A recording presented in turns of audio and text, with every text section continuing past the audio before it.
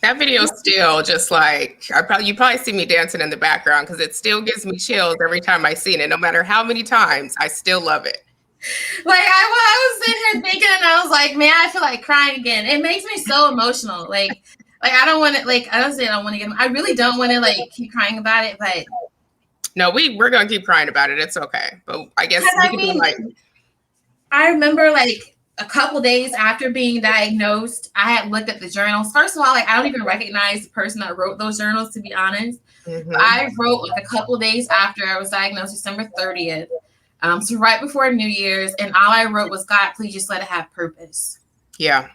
And we're definitely living in our purpose, but that video is just so powerful on so many different levels. I just feel like he has used such a hard time in my life and just 10 times over. Like, I feel like every time we do something big, it's like, it feels like the best thing I've ever done, you know? Mm-hmm, for sure. But going ahead, let's try to thug it out a little bit. Let's not cry. We'll cry towards the end. Yeah, like I saw this shirt that says a little bit of glitter, a little bit of goon, and I was like, yeah, I can feel that. Yeah. I don't bug out the tears though. Like I just let it flow, man. I'm so proud of the way that whole thing came out. So welcome everybody. First of all, Baddies Talk Back. It's another episode. We are here. We are excited. We are still on a high from our When You See Us campaign. That was the video. If you have not looked at it, please take a look at it. So we'll put the link in the comments so you can take a look. But let's go ahead and introduce ourselves. We'll get it out the way because we always forget. Always. Well, like this is why I think we need an intro video. Like maybe we should do that so we can stop forgetting.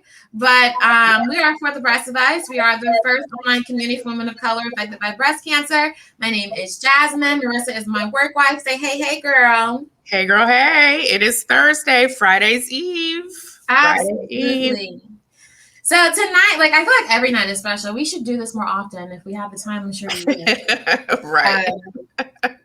And I'm sure we have a lot more viewers because a lot of people are getting to know For the Breast of Us now. So welcome, everybody. We are happy to have you here. This is our monthly virtual roundtable that we hold on usually the third Thursday of the month called Baddies Talk Back. And we talk about all different topics that affect us in our community. So we are welcoming you here. Make sure you write in the comments and say hi. If you have any questions, let us know as well too. And you never know, we may have you pop up on the screen with us as well. So Sin, you're supposed to be backstage with us. Can you send the link so you can come backstage with us? But tonight we are talking about the importance of representation. Representation matters. Representation matters has been like our call to action since we've started. But just the way that things are and us not really having money really it's just been you and I out front a lot of this. And so I think one of the reasons this photo shoot was so special too is because we had a hard time like making people believe in us as a community for women of color, not just Black women. Right. And this is the first time that we've really been able to bring like our community front and center and have people look at our community. And I think that's one of the things that I am probably most proud of with this, especially seeing headline published on Healthline today. Healthline, yeah. Which is awesome. We will definitely be posting about that. I know that we posted in our private pages, but we'll definitely be letting everybody know. So if you get Healthline, or if you want to head to their website, they featured For the Breast of Us today, and some of the work that we and Jasmine and I and our Baddie ambassadors are doing for our community and elevating to make sure that women of color are seen within the breast cancer space and within the health community. So definitely take a look at it. Yes.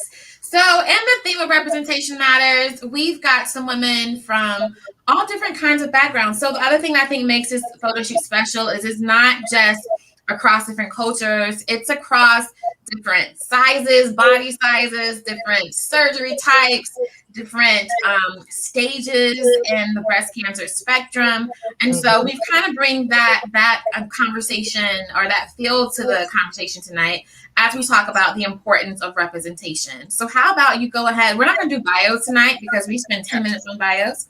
But how about you go ahead and start introducing our guests, and I'll start bringing them to the screen.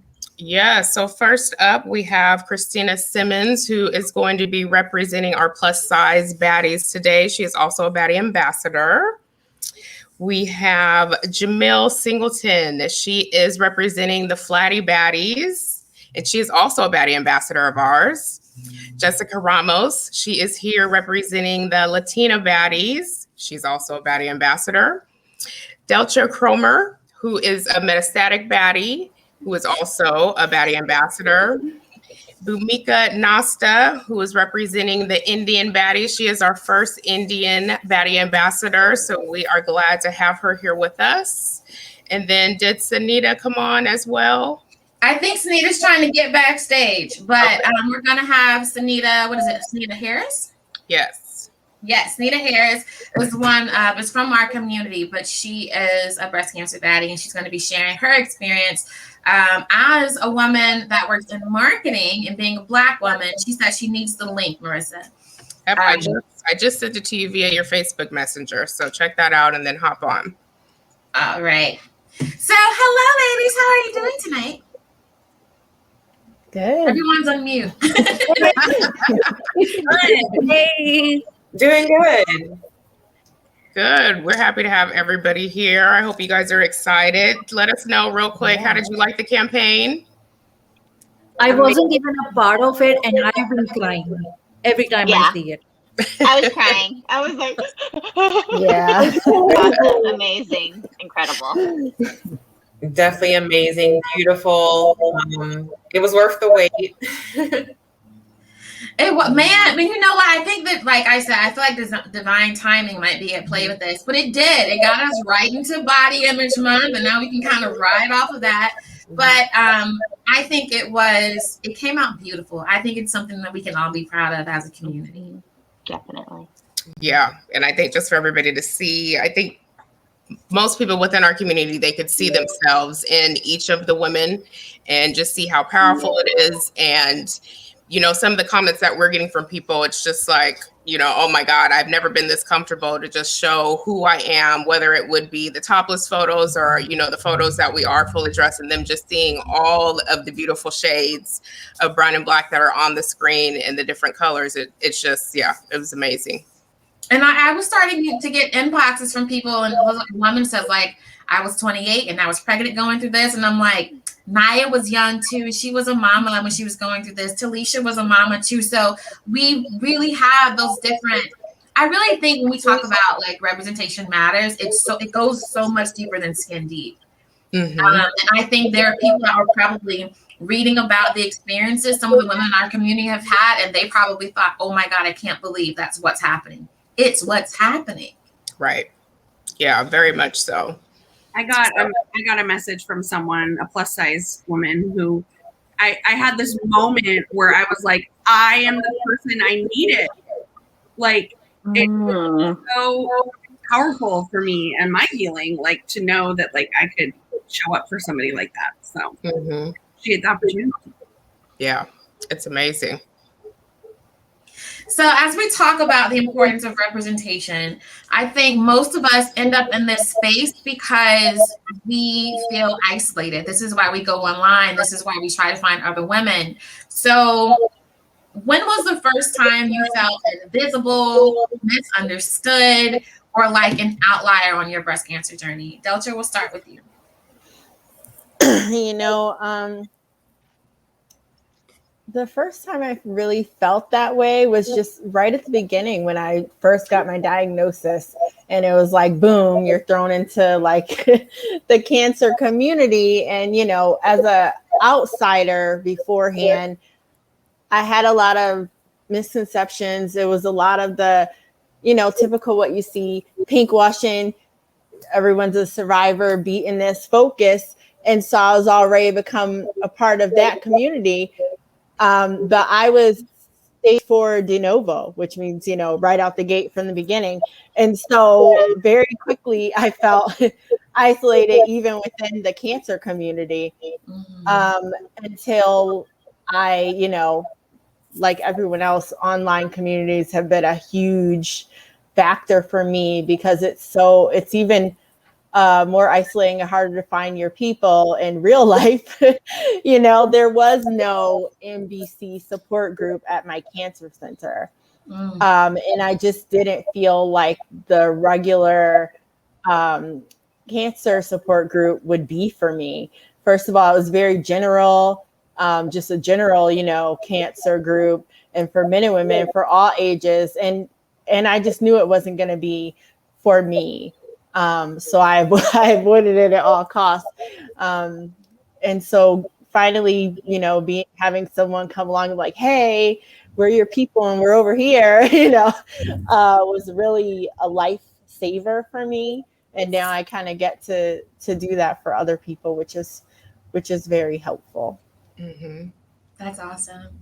What about you, Jessica? What was like your first experience when you were like, this experience was not built with me in mind, basically? Well, I was pregnant. That's one thing. And then I would say like support groups. Like God bless, you know, people that invited me and took me to support groups. And I tried really hard. I tried a couple of different ones, but I specifically remember there was an older woman there. And she was crying and she was feeling sorry for me. And I don't know about y'all, but like for me, the last thing I wanted was.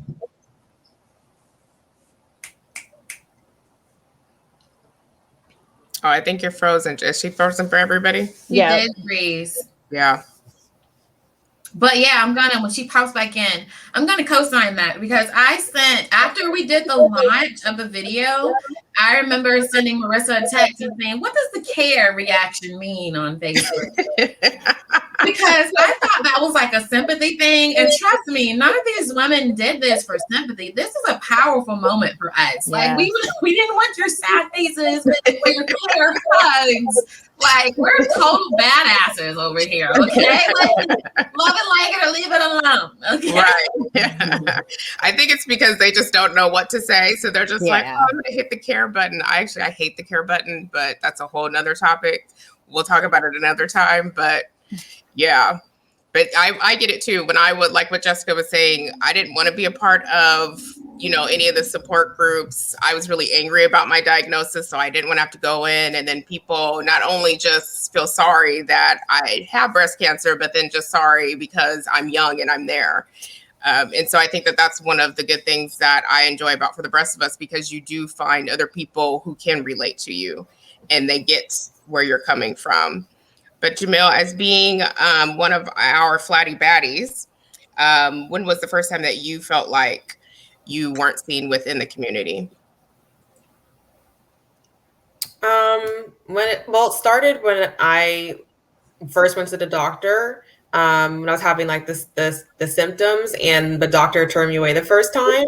So I mean, I was just, I didn't look like the typical breast cancer patient. So she turned me away, and I went back a month later and asked her, told her it's not going away. I need a mammogram. She finally did order me one. So that was my very first experience was I felt that.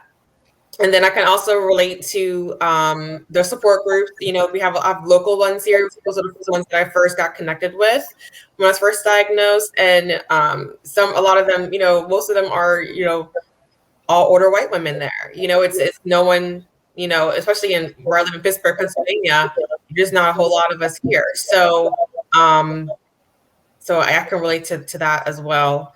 But of course, finding for the rest of us, I mean, found our people, found my tribe. And people have asked us a lot about like in-person stuff. And in my mind, I was like, if it was that easy for us to find each other in our cities, like I think most of us would have started there. Yeah. It's kind of difficult. It's just a little difficult. Yeah. The same thing. I totally appreciated the OG baddies that were in the support group, and I appreciated their guidance. But then there's also just this awareness that we are not the same. We're not even like remotely on the same track. Like you had breast cancer, but your kids are grown. Like you're not dealing with the same kind of emotions that I'm dealing with beyond the mastectomy. And even then, I think age can have an impact on the kind of decisions people make later in life, where they want to go through the whole process of going reconstruction of being young and still want to feel cute in a bathing suit, that kind of thing, Mm-hmm. Mm-hmm. So, Bhumika, how about you? What was your first experience after your diagnosis where you really felt like I'm an outlier in this? See, the community that I come from, we don't even talk about this. We don't even talk about things that make us ill or make us sick, or chronic illnesses and everything.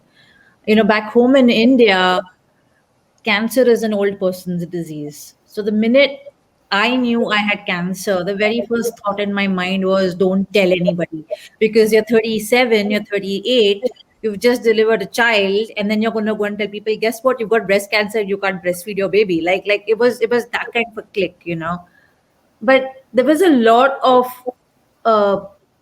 angst inside me. There was a lot of irritation inside me. And, I was like, well, I need to go and find that group, that support group. I need to go and find those people who probably get it, because there has to be a way to talk this out. There has to be a way to go and tell people, hey, this was not my fault. It just happened, right? And the first support group I had was very similar to what everybody had. 6 or 7 white ladies sitting around, pretty old. 2 of them were literally knitting a blanket while they were talking. I'm not even kidding. And I was sitting there, and I think that 1 hour, the only thing I was looking at was counting the stitches, because everything flew over my head. The way they were talking, the things that they were trying to say. And I came back home and I told my mom, this is not where I want to be, or this is not what I want to represent. I rather just shut up and not talk about it. That was the funny thing with it, right? And so I didn't. I did not talk about it for the longest time. I think I went through my entire chemotherapy without that kind of a support system, or that kind of an outlet, if you will. And eventually I just burst. And funnily enough, I actually burst up on social media. And I was like, guys, enough. This is what it is wrong with me. Because the funny thing was that my parents were here with me. They don't live in the United States. So they came specially for me. And everyone started talking about, maybe mom has cancer, or maybe dad is undergoing something, or this or that, or maybe there's something wrong with the child. And it used to frustrate me, no help. So eventually I was like, none of that's happening. I'm the one who has breast cancer. And I love the fact that I've had it, because I'm gonna rock this shit, like I was all up in people's faces and everything. In a funny way, I think I still feel like an outsider. I'm the only openly white-haired woman in my family, kind of, at the age that I'm at. I'm not even 40, and I'm white-haired. I walk around with my white hair. I wear my white hair with pride. I was in India 2 years ago, and I had a number of people come up to me and being like, why don't you color your hair? I mean, you're done with it, right? Why don't you just go and get it colored? And I was like, no, this is me. Cancer's probably done this to me, but I'm going to own it. You better start owning your shit now. Okay.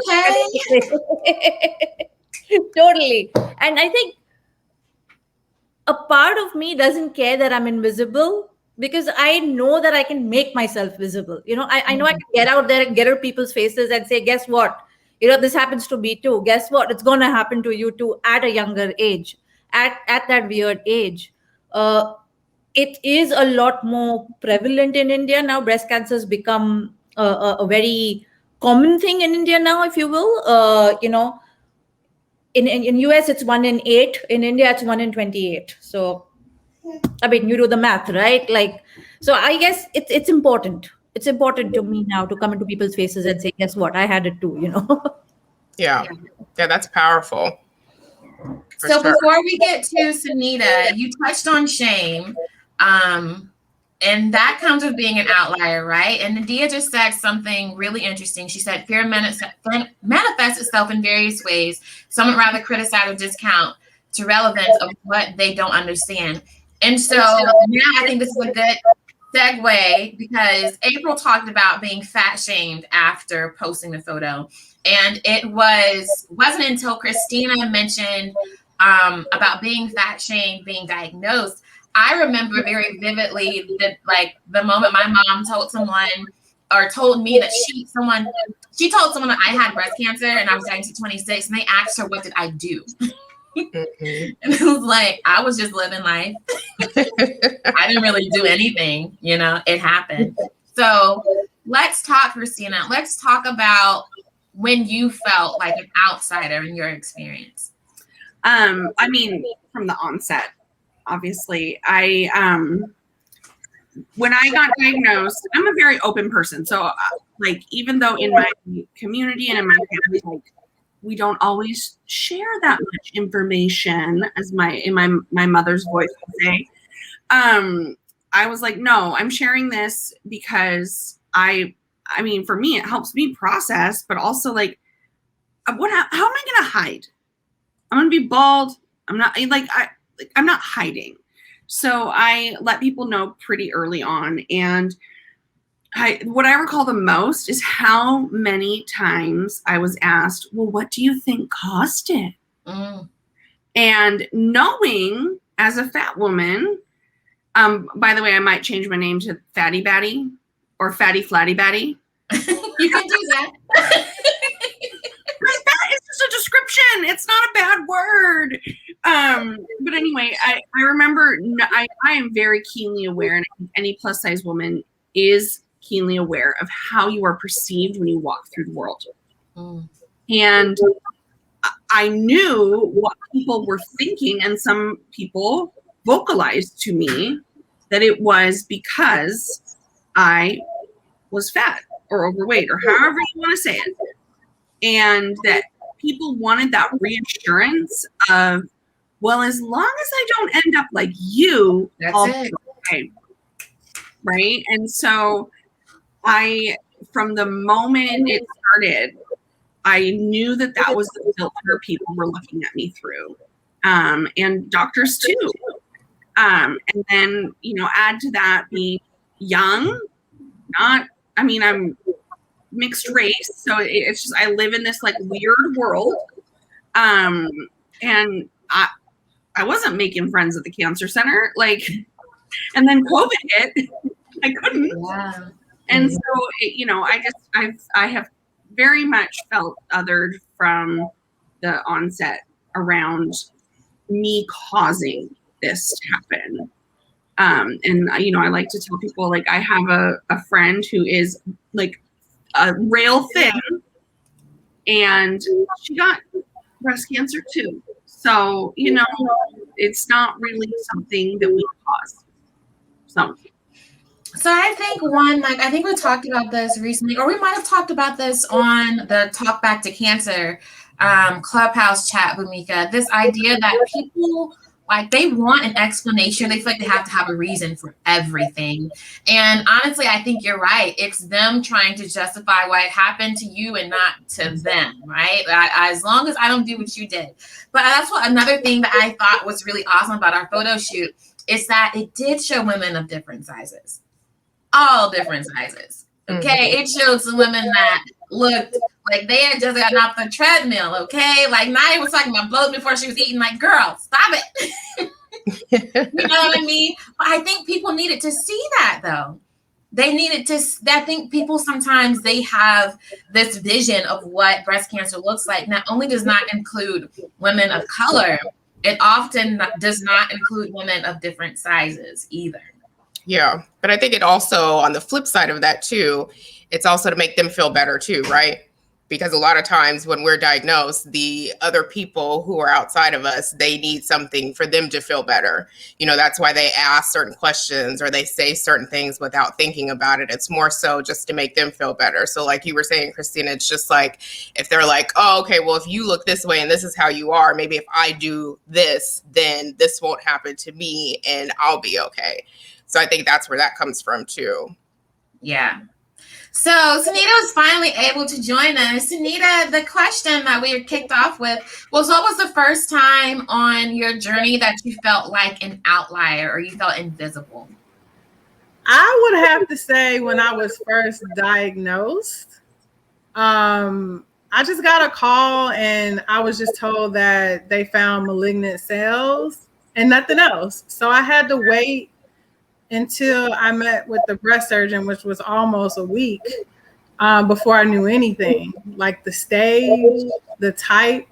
And so I just had my pathology report and Google, and that is not good. That was the worst feeling in the world. So in the meantime, I also reached out to different support groups. And there was one that was local in my area, New York. And I, joined the group. And I think Jessica had talked about how it did not feel as if though it was inclusive. It was very, different women, older women. And it didn't have that same feel once I joined the Baddies support group. So I just felt kind of out of place for a while. And then I had my first consultation with a breast surgeon, and there were TAs in my room, like teaching us, like they were teaching while I'm getting my diagnosis. And so that was the most insensitive thing that I could think of. And, it was just chaotic. So I did get a second opinion, like a week later, and I end up going with my second opinion. So I just feel as if though the journey sometimes can be very tough for us, especially being young women. Me, myself, I'm single. So I had to, reach out to my parents back in Chicago. So I'm a transplant. So I had no one here the whole time. So I definitely just felt so alone in the journey. And I think that a lot of women who are younger and single who go through this, they kind of feel like an outlier because they don't have a family and they are just by themselves trying to figure out this diagnosis. So I just think that, it's definitely difficult. For women of color, it's even more difficult because of the disparities that we have, the beliefs that we have in general about sharing, the beliefs that we have that this cannot happen to us. This is an older woman's disease. Doesn't look like us until we get the diagnosis, and then we open our eyes to the reality. So yeah, that was kind of my journey and experience. Thank you for sharing. Mm-hmm. So it takes a certain amount of courage and vulnerability to be a woman going through this, knowing that you are an outlier, or knowing that it hasn't been easy for people to really recognize you as someone that would have breast cancer. And we're having that conversation with ourselves too, if we're honest, like, right? Like, we don't look like someone that should have breast cancer. So it does take a certain amount of courage and a certain amount of vulnerability to be in a space where you're willing to share your story, your experiences, and your photos. But that also means you open yourself up to criticism, up to negativity, up to judgment. So how do you guys navigate that? And I think for the ladies that have just been in this campaign, I think this probably hits really close because like I was nervous too. Like I'm very proud of it. At the same time, I do have a lot of my family and friends, and this feels this is a different amount of exposure. Even though I did the Naked Truth Project last year, like my face wasn't in it, you know. Okay, like this was really like a coming out party. You know what I mean? Like this is who we are. So how do you ladies cope with the balance of wanting to share because you know it helps other women, but then also being open to receiving other people's negativity? Yeah. Jamil, you go first. I think it kind of just comes with the territory. But I know that, you know, we were so the experience that we had at the photo shoot was so amazing that we weren't really thinking about haters or thinking about any negativity. We were so like excited about the photos. We had such an amazing experience at the photo shoot to where, you know, for me, I wasn't sure if I was going to show everything or, you know, take my jacket off. And I took my jacket off and it was like a huge moment for me. And, you know, like, I was embraced by all the other flatty baddies next to me and I did it. And I'm happy that I did it. But it was definitely like a little bit of a struggle because I was like, you're thinking about what people are going to think. You know, this is huge. So, but I'm happy I did it. And I think that I'm just thinking, who else am I helping that's looking at me thinking that I can do that too, or I don't have to be ashamed of my scars and my body. So, yeah, I mean, haters are going to hate. That's exactly what I was saying today as I posted our post. Because like, and I know I am pretty sure that there were some of the women that participated that kind of got those, why would you do this? Why would you like put all your business in the streets? And I have a post prepared for that. I'll probably post it after this. But I don't think people get it. You know, I told my mom and said, could you like imagine someone like telling you that they are going to amputate or modify a very intimate part of your body? You know what I mean? And something that is very much so have been attached to our femininity, our sexuality, sexual pleasure, nourishing children, all of these things. And trusting someone to do that sight unseen, like have no idea what that looks like. Like I heard other ladies said they had books. I didn't have any books. I would have loved to see a book. I mean, I'm waiting for even somebody in my family to be like, okay, girl, so why do you have your boobs all out here, all on the internet, showing everybody what's going on? But I mean, everybody at the cancer center's probably seen them. They probably all the doctors. I've had many people come in, students, everybody that's had to take a look. So I'm just like, it is what it is. And then two, just it's a freeing moment. Like even Jamil, what you were saying, like it's so freeing to be like, this is who I am. These are my scars. And not only am I helping other people, but I'm helping myself step over this hump or whatever this is that's holding me back to show like even, you know, during or after cancer, this is who I am and I'm okay with it. So since I'm okay with it, or even if I'm getting to this point where I'm okay with it, I need you to be okay with it too.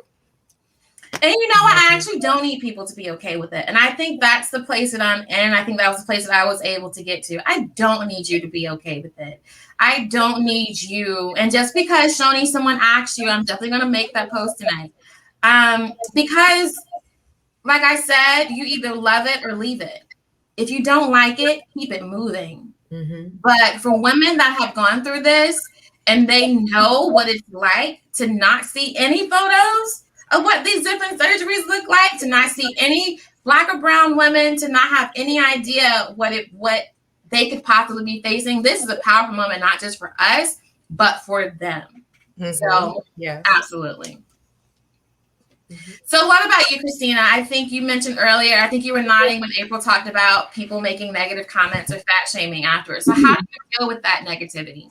I will say I didn't have any specific fat shaming around this, but I have heard from family members that maybe putting myself out like that on the internet isn't the best choice.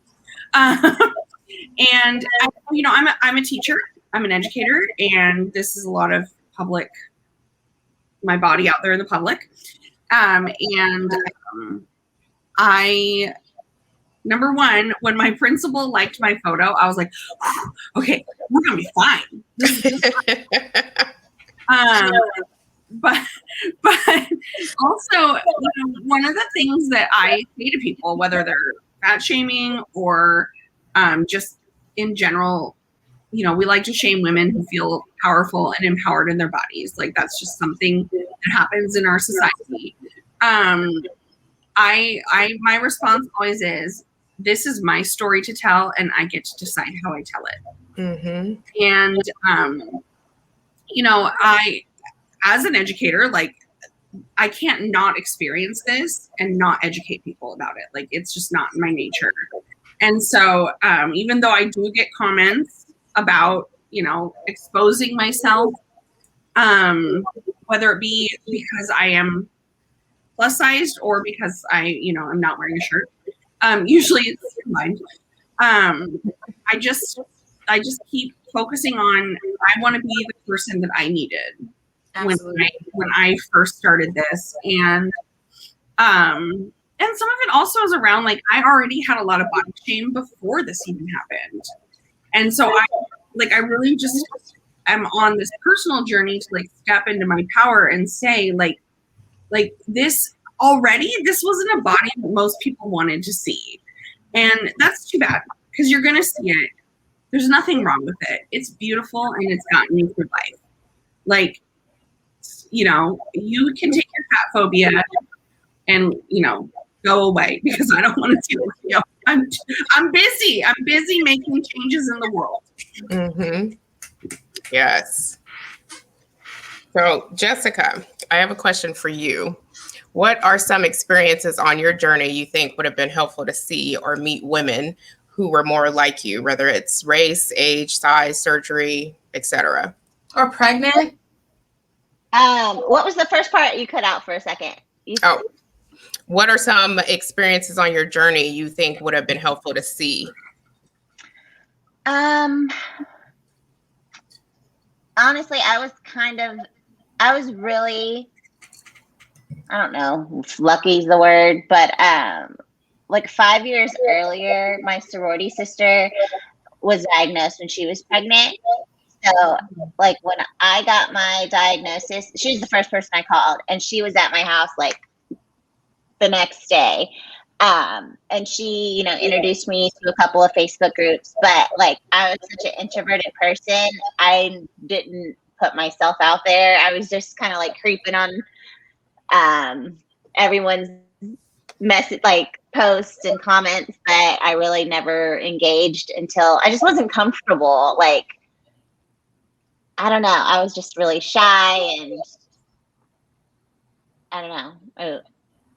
I mean, I did later eventually like tell those people. There were certain people that really helped me, and thank God for people like being so pushy. Like I think, and now I'm like that when I can see people are like, I don't want help and I don't need this. I'm like, yes, you do.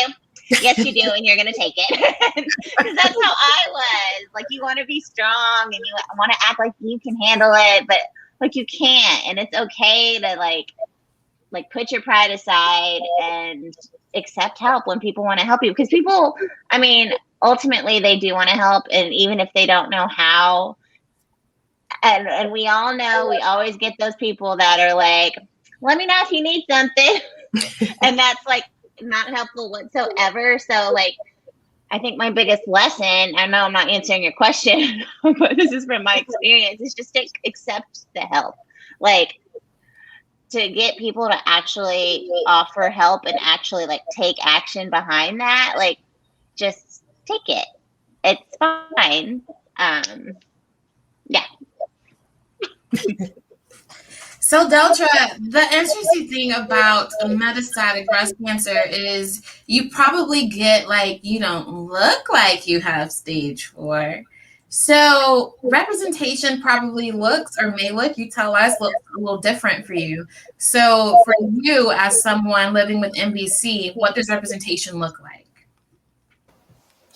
Well, yeah, you're definitely right. I certainly get told that a lot, that I don't look like I'm sick or whatever.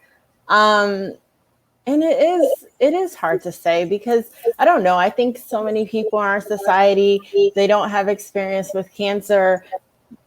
Just like before I did, you had that idea of what you see in films, really sick looking patient, got no hair anywhere going on, beanie on their head, really frail.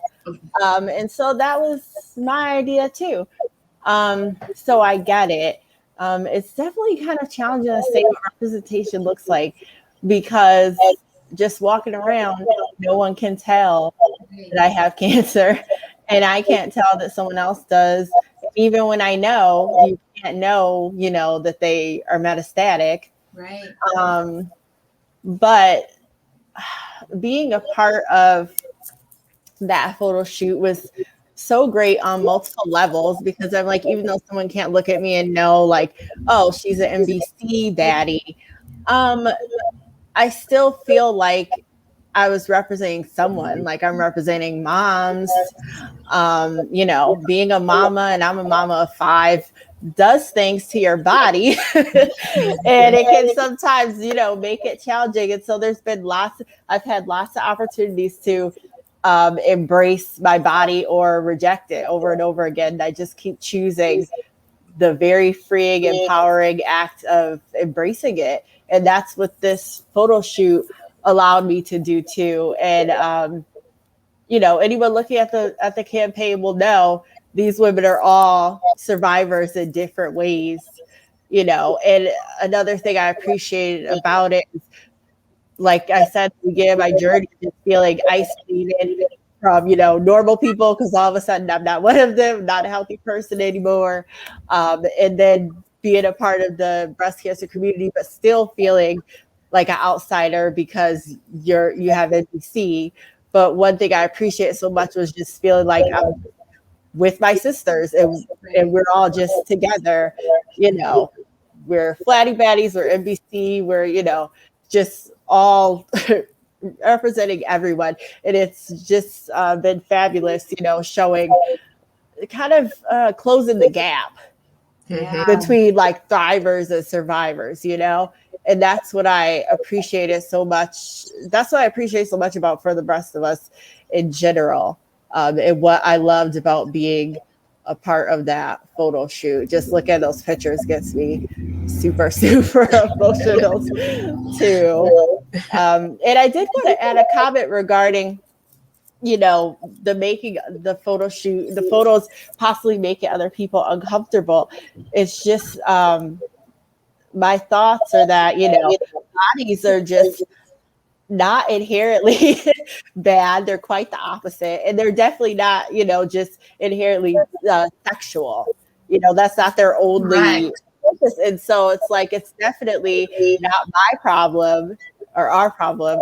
It's, a you problem. Whoever is looking at them and feeling uncomfortable, that's their issue, because there's nothing sexual about that shoot, even though we're all very sexy ladies, I have to say.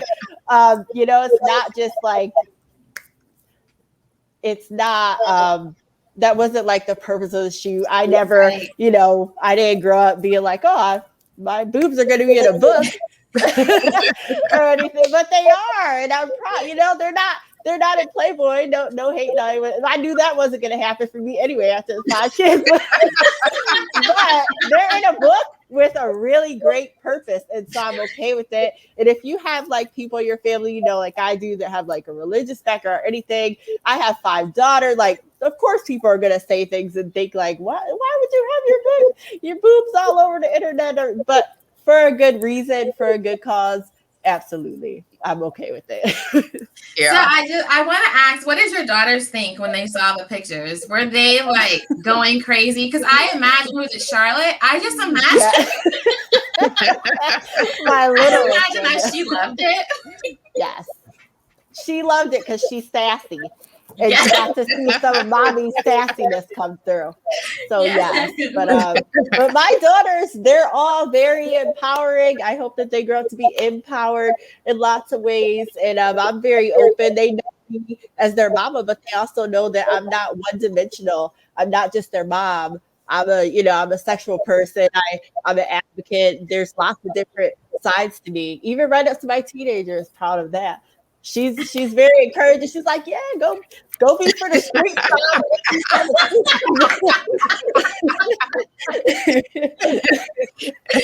You know what's funny is I have a 19-year-old son who's in college, and he's actually home right now. So when the photos, like when Jasmine sent me the video, I got all like extra excited. He was like, what is going on with you? So I showed him the video.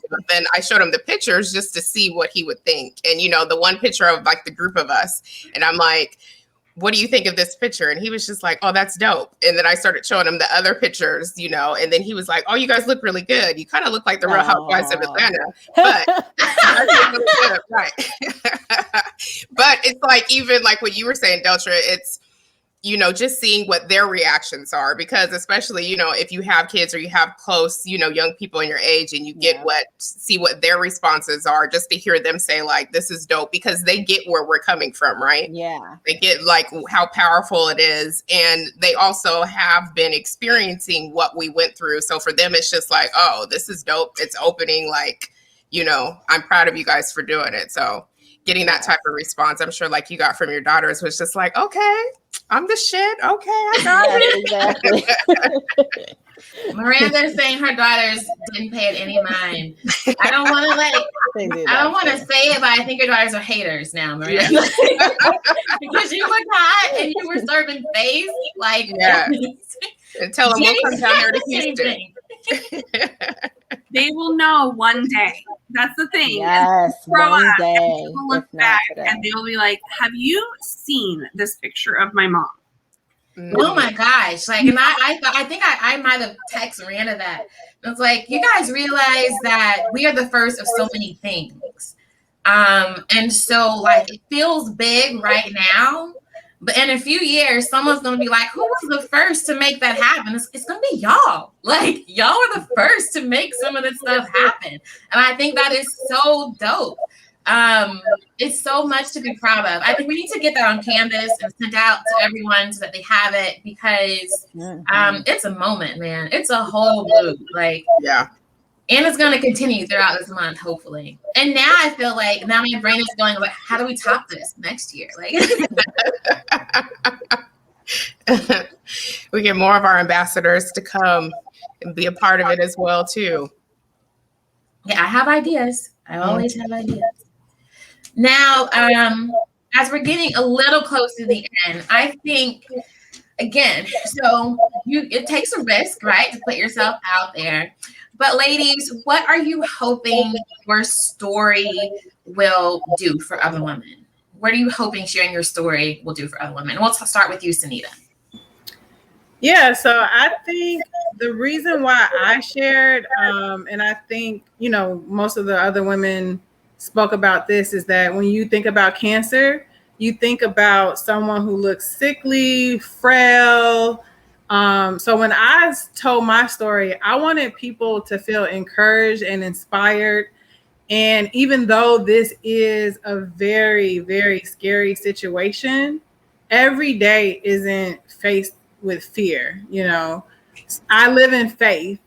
And, from the first day that I found out, I stuck with scripture, Isaiah 53, by his wounds are healed. And I'm not going to preach today, but I think that women need to see another side, because we know the statistic, right? 40% of Black women, are more likely to die from this than white women, and that is a very scary statistic.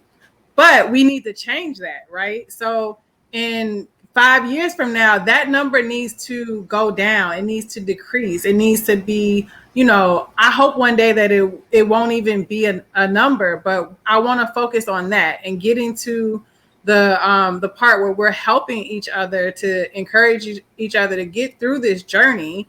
And, it's the most toughest journey because when you're diagnosed with other different health ailments, you have time. With cancer, you don't have time. Mm-hmm. You literally have to think about everything about, if you haven't had children yet, like fertility, genetics, all that stuff happens within 1 to 3 weeks for most women. And that's a lot to think about. It's like literally your head spins.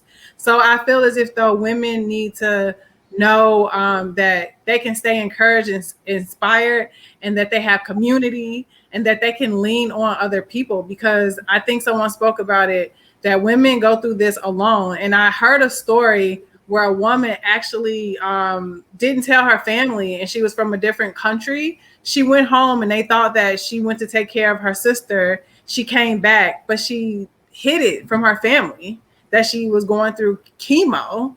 And come to find out, her daughter got it years later, and she didn't even know. But if she would have had that conversation, her daughter could have went to check to see if she had the genetic gene. So it's just about bringing awareness to women of color, and letting them know that there is hope in this journey, and that you don't have to be afraid, because there are doctors and there's new technology, there's clinical trials, there's so much stuff going on today that actually is for us and that's helping us. So I just think that it's just a great way to bring awareness to this community, and I'm gonna continue to do that, and I'm so proud to continue to push that forward.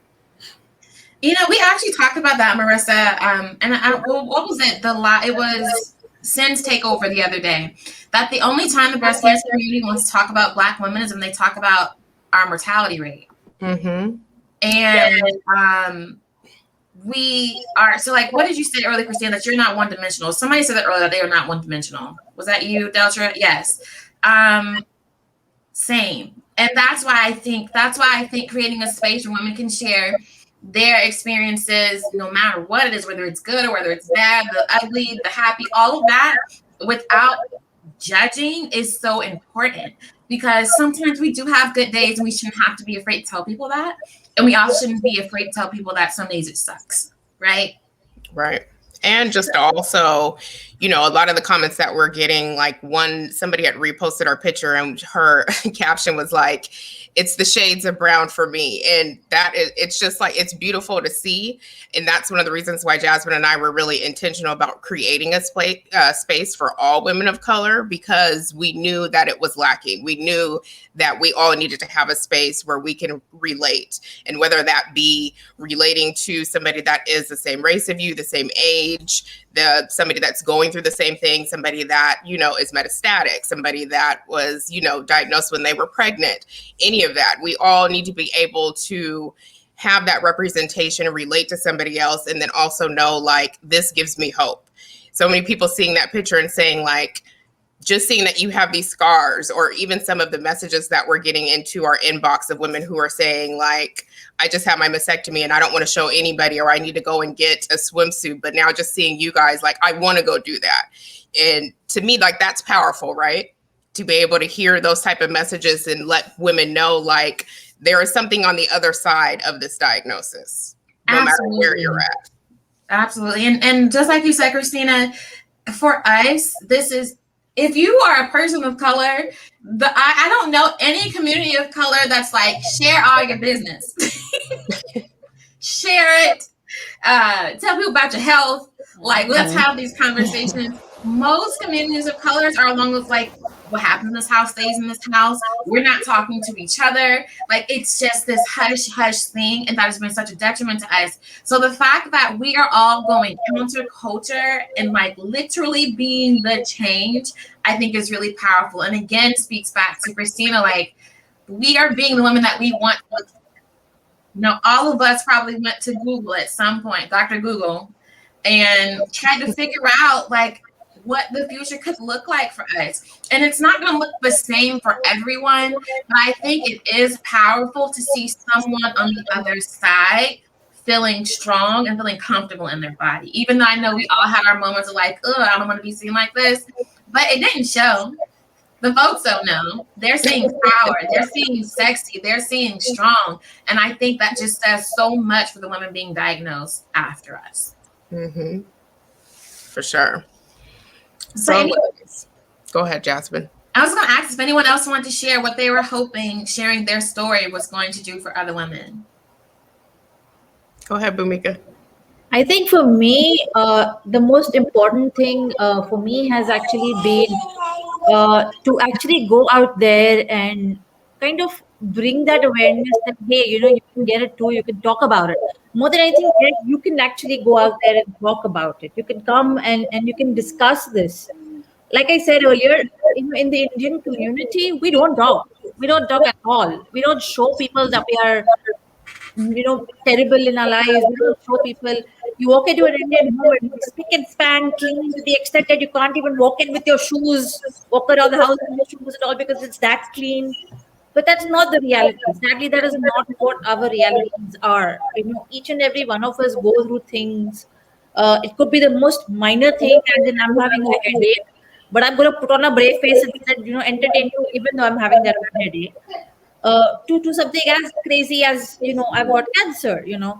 I think that's very, very important. I think the other thing for me that became very important in sharing was because no one wants to talk about things like your breasts and your other stuff, and these are all private things. They're not supposed to be spoken about. And I remember someone coming to me and telling me, forget you had breast cancer because the word of the breast, because of that. Like literally someone told me that, right? And I was like, you know what? I've been poked and prodded. These things have been out in the open with multiple number of doctors. I've been flat on one of those hard little tables with lasers being shot at me. And you're going to tell me, forget that I've, had breast cancer because of the word breasts. I mean, like, what are you coming at? You have it too. I have it too. We are women. We all have it. It's natural. It's human. Exactly. That's what we are built up as. But you need to understand that you've got breasts, and they could be the cause that would they could be the cause that would create an issue that would be way beyond your control if you don't listen to it. So that has been one of my purposes, especially with the Indian community, to sit down and talk about it. It is extremely important that as women we take health into our hands.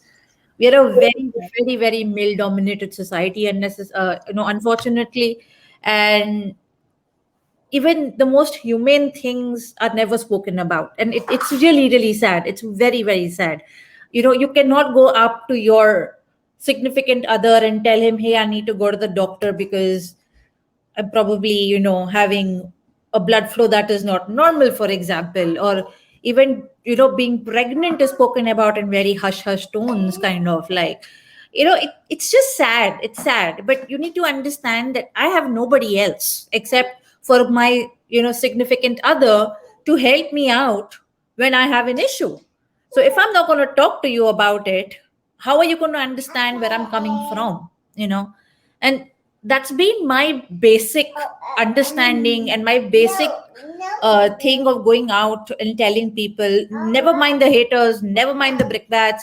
I mean, I never mind uh, people coming up to me and telling me that I'm milking my illness. Hell yeah, I am. If someone's gonna go out there and go and see a doctor, then I will milk it. I will milk it for whatever it's worth, But get out there, get yourself checked. I think that's always been my goal with me talking about it. And I'm gonna shut up now because I'm talking too much. Amen. No, I'm with you. I'm with you, honey. All right, Deltra, what are you hoping that women gain from you sharing your story? Oh boy, I hope that women, like most people, I hope that they'll realize, oh, this really could happen to me. It doesn't just happen to people who look a certain way or a certain age. It doesn't really matter what type of lifestyle you live. I mean, it can really happen to anyone. I'm just like, oh, it happened because I have a gene, but you know, and I want people to feel empowered also to know that it's not like life is not over, even with my sort of diagnosis. And for someone like me who doesn't really get to the other side of a diagnosis, you can live life and thrive through the diagnosis. It just becomes a part of me. It's like like I'm a big Hamilton fan, so it's like the Ann Peggy to my life. Is how I put it. It's like I'm a whole bunch of things, and then yes, and also a cancer patient. It's not taken over. You know, it's not all that I am. And I can still love this body because this is the body that I have. Like Christina said earlier, it's, gotten me through lots of things and done a lot of things, so it's still worthy of love and appreciation. And this body is my ride or die. I'm gonna have it until the end, and it's worthy of, not. It doesn't deserve, and I don't deserve to live in lots of shame, which is why I was really excited to be a part of the photo shoot. So, yeah. Love it. We do. We have a closeout question that we want to get to really quick. So I'm going to ask everybody here, and then me and Jasmine will give our answers towards the end. So if everybody can answer it really quick, it's the question that we have been asking since we launched the campaign, which is, what does it mean to be seen? So if you can give us just a quick couple words or a sentence, what does it mean to be seen? And who should go first? Sanita, you want to go first? Yeah, I would say to be seen is to have advocacy. So to advocate for yourself and for others. It also means community as well, because when you're seen, you feel as if though you're a part of something. Yes. Jamil? The first words that popped in my head were like catching attention, kind of, I guess, like, because what we're trying to do is get everyone's attention here, to see what this is us. So that's kind of like the words that popped up into my head. We want to be seen. We want to catch your eye. Mm-hmm. And everybody that's watching, put in the comments, let us know, what does it mean to be seen to you as well. Christina? It's so funny. To me, being seen is being heard, which it's funny because those are two different senses. But just being treated as someone who is a person, a whole person, and not a number, not a statistic. And that to me is really what it's like to be seen, and also additionally to be seen as for me, a plus size woman who is beautiful, powerful, strong, and worthy, and not the cause of her cancer. And I know other plus size women feel that way too. Yes. Jessica? I would say we all come from different cultural backgrounds and breast diagnosis and different surgeries, but when you share your own story unapologetically, you feel validated. And if you feel validated, then it's going to validate someone else. Like, you don't know who you're reaching. And it might be 5 years from now, someone could be diagnosed and be like, oh, I remember that one time I saw this on Instagram, and it'll pull into someone's subconscious mind. It'll come back, and it shares our story, and it's so important for us to feel comfortable. It's validating. Mm-hmm. Yeah. Deltra? Yeah, I would say community as well, because it's being understood. And I would also say, validation as well, being seen in it, just kind of being validating for others and in a way for myself as well. Yeah. Bhumika, I know you got the spotlight on you back there. Yeah. A little bit's already disco lighting me right now. I think for me, to be seen is not to be ashamed of who I am. It's not, cancer, no cancer, white hair, no white hair, fat, skinny, tall, short, nails popping off, whatever it is. This is me. This is who I am. whole and square, coming live at you, being right at you and telling you, I am not ashamed of myself. Absolutely not. Yes. Jasmine? So I will let you go first because I have a message at the end for our survey. So you can go and I'm going to do my part. I actually agree with everybody here on the panel. I would just say being, unapologetically yourself and authentic and being accepted for who you are, just authentically yourself. That's what it means to be seen to me. So, a couple things. Don't log out much first, but I think one, Deltra said, I think it's adding the and. It's I'm a Black woman and I'm this and I think this and I want this for my life and I need you to recognize that all of these things come with me when I come to the doctor's office. And it's also, I tell people all the time, my favorite poem is Our Deepest Fear by Marianne Williamson.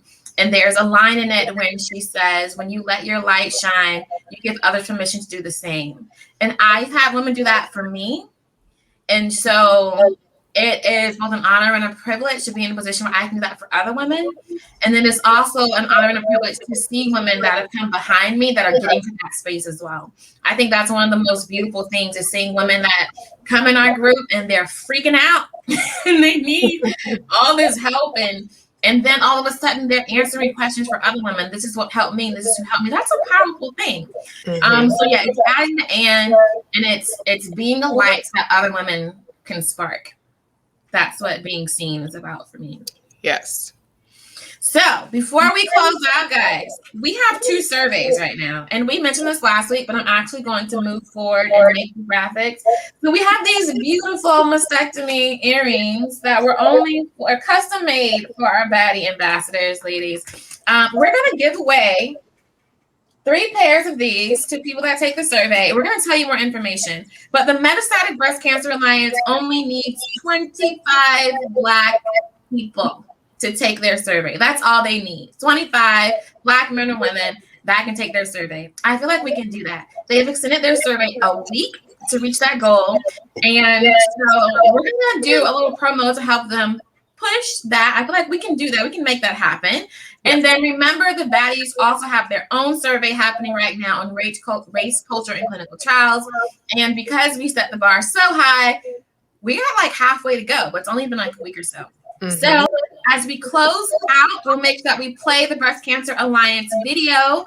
Thank you all so much for joining us tonight. If you're joining us on the stage, please stick around so we can take our what's the photo we want to call it? Our post picture with all of our guests. Absolutely, our post picture. It's traditional. That's the word I'm looking for. It is. We're going to take our traditional photo. Yeah. But before we go, let's everybody say bye to everybody that's been watching. Thank you, because I know we have a lot of new viewers. Make sure that you tune in next month, and thank you for being a part of the conversation. We appreciate you, but stick around because we're going to play a video for you, and make sure you share the word and share our campaign that we have going on, When You See Us.